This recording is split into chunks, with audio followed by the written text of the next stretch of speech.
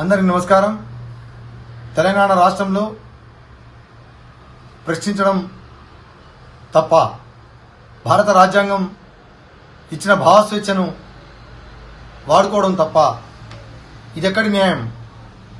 ఎందుకు ఈ రకమైనటువంటి దమనకాండను ప్రదర్శిస్తా ఉన్నారు? తొర్రూరు మండలం మాళవ్ సురేష్ బాబు మీద ఒక గిరిజన బిడ్డని చూడకుండా తను చేసినటువంటి పోస్టు ఒక కామెంట్ మీద అక్కడ ఉన్నటువంటి ఎమ్మెల్యే యశస్విని రెడ్డి గారు, తన పిఏ, అదే మాదిరిగా ఎస్ఐ పిలిచి పోలీస్ స్టేషన్లో విచక్షణ రహితంగా కుట్టడం అనేది ఇది సభ్య సమాజం సిగ్గుపడాల్సినటువంటి అంశం. యశస్విని రెడ్డి గారు, మీరు రాజకీయాల్లో కొత్త అనుకున్నాం, కానీ రాజకీయాన్ని ఏ రకంగా ఉక్కుపాదం మోపొచ్చో, ఒక భయంకరమైనటువంటి వాతావరణాన్ని తేవచ్చో యశస్విని రెడ్డి గారు చేస్తా ఉన్నట్టుగా అనిపిస్తా ఉన్నది. మీ పిఏను ఎస్ఐ చేసినటువంటి పని మీద మీరు ఇప్పటిదాకా స్పందించకపోవడమే దీని వెనకాల మీరు ఉన్నట్టుగా మేము భావించాల్సి వస్తుంది.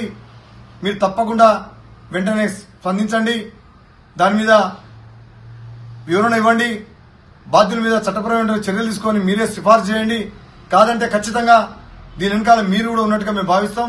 యావత్ మా బంజారా సమాజం, యావత్ గిరిజన సమాజం మేము అనుకోవాల్సి వచ్చినటువంటి పరిస్థితిని మీరు కల్పించొద్దని తక్షణమే స్పందించాలి. అదే మాదిరిగా పిఏ మీద, ఎస్ఐ మీద SC ST case, attempt murder case పెట్టాలి. ఒక గిరిజన మీద జరుగుతున్నటువంటి దమనకాండ, గిరిజన మీద చేస్తున్నటువంటి ఈ రకమైనటువంటి పద్ధతులు ఏ పోలీస్ స్టేషన్లో ఎక్కడ కూడా జరగకుండా చూసుకోవాల్సిన బాధ్యత రాష్ట్ర ప్రభుత్వం మీద ఉంది. అక్కడ ఉన్నటువంటి ఎమ్మెల్యే గారు స్పందించాలి, లేకపోతే ఎమ్మెల్యే గారికి కూడా హస్తం ఉన్నట్టుగా మేము భావించాల్సి వస్తుంది. పదే పదే చెప్తున్నాం రాష్ట్ర ప్రభుత్వానికి కూడా, ఒకవైపు